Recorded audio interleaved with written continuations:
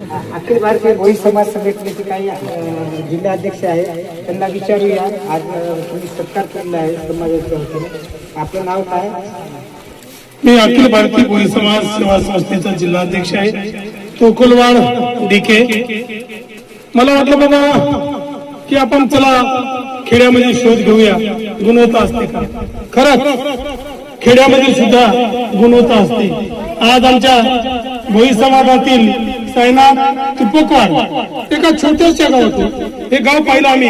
त्या गावामध्ये सुद्धा कुठे बिल्डिंग दिसत नाहीत, पत्र दिसतात. अशा पत्रामध्ये सुद्धा खेड्यामध्ये सुद्धा गुणवत्ता असते, ते आम्ही शोधण्याचं काम केलं. आज साईनाथने 100% घेऊन भाराने मारला आणि गुणवत्ता मिळाली. आम्हाला वाटलं बाबा साईनाथच्या आपण भेटीला जावं. लोक शहरामध्ये येतात की शहरातल्या लोकांची भेट घेण्यासाठी, की आम्हाला वाटलं नाही आपण खेड्यामध्ये जायचंय. महात्मा गांधी म्हणत होते खरा भारत शोधायचा असेल तर तुम्ही खेड्याकडे चला. पण आम्ही एका छोट्याशा गावात, ज्या गावामध्ये एका निसर्गाच्या कुशीमध्ये बसलेल्या या दौरवाडीमध्ये आलोय. का आता मला त्याची भेट घ्यायची आलोय. आम्हाला आमचे राष्ट्रीय अध्यक्ष एकनाथरावजी काटकर, तसेच राष्ट्रीय महासचिव एकनाथ दादा, गजानन दादा सातोटे यांनी आम्हाला सूचना केली की बाबा रे, एक संस्थेचं लेबल घेऊन बसू नका. एका संघटनेचं अध्यक्षपद घेऊन तुम्ही नुसतं बसायचं नाही, तर तुम्ही तुमच्या जिल्ह्यात काय काय घडते, सुखदुःखाच्या गोष्टी घडत की आनंदाच्या गोष्टी घडत, त्या गोष्टींमध्ये तुम्ही सहभागी व्हा. तुम्ही लेबल घेऊन, अध्यक्षपद घेऊन फक्त एका ठिकाणी बसू नका म्हणून आम्हाला सूचना आहे. म्हणून आम्ही या ठिकाणी आलो आमच्या लेकराचं गुणगौरव करण्यासाठी. नमस्कार नांदेडकर, आज आपण आलेले आहोत भोकर तालुक्यामध्ये वाडी येथे आलेले आहोत आपण. साईनाथ तुपकवाड यांनी आज अतिशय कष्टाने काय की आई वडील शेती करत असताना खूप कष्ट करून आज तुला शिकवलं आणि 100% गुण मिळवलेला आहे. तुझे शिक्षण कसं झालेलं आहे आणि शिक्षकाचं कसं मार्गदर्शन होतं आणि घरच्यांचं कसं मार्गदर्शन होतं, तुझं नाव आणि सर्व सांग. सर्वप्रथम माझे नाव साईनाथ बालाजी तुपेकवाड. माझे शिक्षण रवींद्रनाथ टागोर विद्यालय अहमदपूर 10वीला झाले आणि रवींद्रनाथ टागोर विद्यालय अहमदपूर येथे पूर्ण झाले.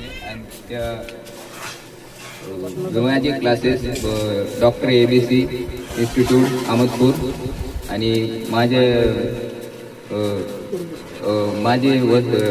वसतिगृह. शिक्षकांचं कसं मार्गदर्शक होतं आणि अभ्यास कसं करत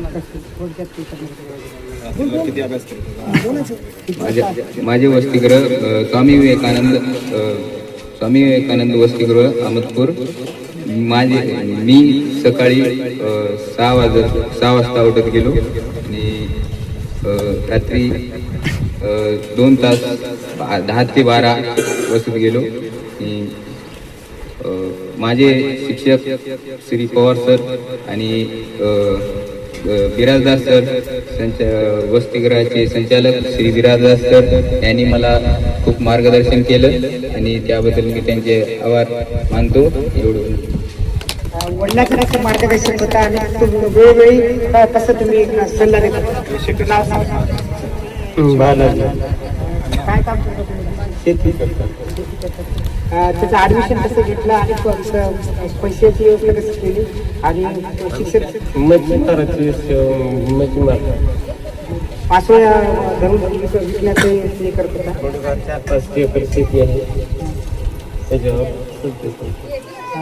मुलं किती आहेत तुम्हाला? 3 आहे. किती येतात? एक 7वीला आहे, एक 8वीला आहे आणि 10वीला. अतिशय गरीब परिस्थितीमध्ये यांनी शेती करत करत उदरनिर्वाह करत करत मुलाचं आज यशाचं शिखर गाठलेलं आहे. आज आईला विचारूया याचं लहानपण कसं होतं, अभ्यास कसं करत होता, लहानपणाच्या थोडक्यात सांगा. नीताबाई याचं लहानपणाचा अभ्यास कसं होतं? अभ्यास छान करत होता साईनाथ.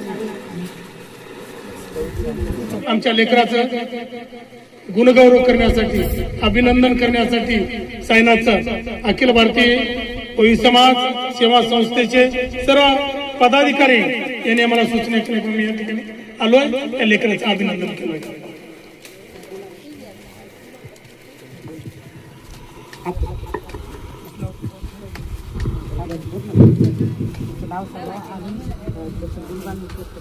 माझं नाव गणपत पांडुरंग, मी सेवानिवृत्त विस्तार अधिकारी आहे आणि अखिल भारतीय भोई समाज सेवा संघ या संस्थेचा जिल्हा उत्तर विभागाचा जिल्हा अध्यक्ष आहे.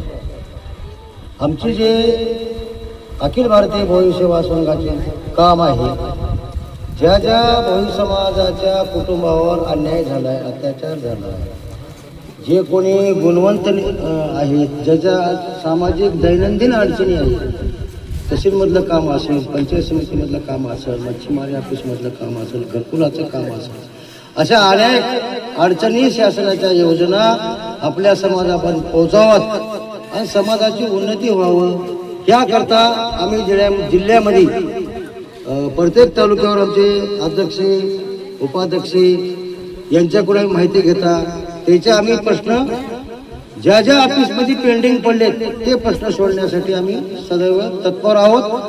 आम्हाला समाजानं आमचे ज्याच्याकडे नंबर नसतील त्याला नंबर घ्यावा, आमचे दोघा चौघाचे 5 जणांचे काय घ्यायचे ते तालुका अध्यक्षाचे घ्यावं आणि आम्हाला सूचना करावी बा आमचं काम इथं अडकलं आहे.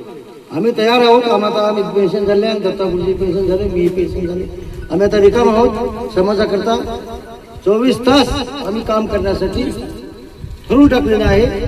एवढंच बोलून मी माझं मनोगत व्यक्त करतो, पूर्ण करतो. काही शिक्षक बांधव आहेत नांदेडमधून कोण उपस्थित झालेले आहेत. आपलं नाव काय? मी बट्टेवाड NDS सेवानिवृत्त मुख्याध्यापक. मी इथं या ठिकाणी सायनाथची उत्तुंग भरारी आम्हाला या ठिकाणी घेऊन आलेली आहे. आणि आता विस्तारधिकारी साहेब म्हणत होते की बाबासाहेब म्हणतात की शिक्षण हे वाघिणीचं दूध आहे. वाघिणीचं का म्हणलं असेल त्याने, गाईचं म्हणलं नाही, म्हशीचं म्हणलं नाही, गाढवाचं म्हणलं नाही, वाघिणीचं का म्हणलं असेल कारण ते खूप कठीण आहे. ते दूध मिळणं कठीण आहे आणि मिळणं कठीण आहे आणि शोधणं सुद्धा कठीण आहे. असं आहे तो गुरगुरतो म्हणतो ना, तर अशा वाघिणीच्या दुधासारखं आमचं एक सायनाथचं एक तर ते एक अस्तित्व निर्माण झालेलं आहे. एवढंच त्याच्याबद्दल मी बोलतो. काही अजून दुसरे बांधव आहेत, काय म्हणतात साईनाथसाठी? सर, मी शिरीष तोकलवाड, एक बँकेत जॉबला आहे. माझं म्हणणं आहे की साईनाथ जे 100% गुण घेतले, खरोखरच आमच्या भोई समाजाचं नाव शिखरावर नेण्याचं कार्य या लहानशा गावातील हिऱ्याने केलेलं आहे. त्याबद्दल त्यांचं मनस्वी आभार व्यक्त करतो आणि जय भोईराज. त्यांचा मुलगा MBBS झालेला आहे, इंजिनिअरिंग झालेलं आहे. साईनाथला थोडक्यात मार्गदर्शन करतात, पुढची वाटचाल कशी थोडक्यात सांगा. मी पंदलवाड DN. माझा मुलगा एक एम्स भुवनेश्वरला आहे, एक IIIT पुण्याला आहे. मी साईनाथला उद्देश करतो, आश्वासित करतो की त्यांनी देखील 12वीला चांगल्या प्रकारे गुण घेऊन उत्तुंग अशी भरारी घ्यावी. त्याला जर आवडीचं असेल, इंजिनिअरिंग कडे जायचं असेल तरी मार्गदर्शन करण्यासाठी काही आवश्यकता असेल, पैशाची गरज पडली असेल तरी मला हाक मारायची. मी त्यांना आश्वासित केलेलं आहे की त्याचं पूर्ण पुढील शिक्षणासाठी लागणारा खर्च स्वतः मी देणार आहे. त्यांना जेव्हा जेव्हा मला पैशाची मागणी करेल तेव्हा तेव्हा त्याला मी पैसे देणार आहे आणि त्यांचं पुढील शिक्षण त्यांना चांगल्या प्रकारे करावं ही इच्छा बाळगतो. धन्यवाद. साईनाथने पुढचे शिक्षण आहे ना हे भारावून न जाता पुढे अभ्यास करावे आणि हे जे पुढचा टप्पा राहते 10वी 12वीच्या नंतर ते थोडं अभ्यास करून पुढे अभ्यास केला तर खूप चांगलं होईल. नांदेड न्यूज, नांदेड.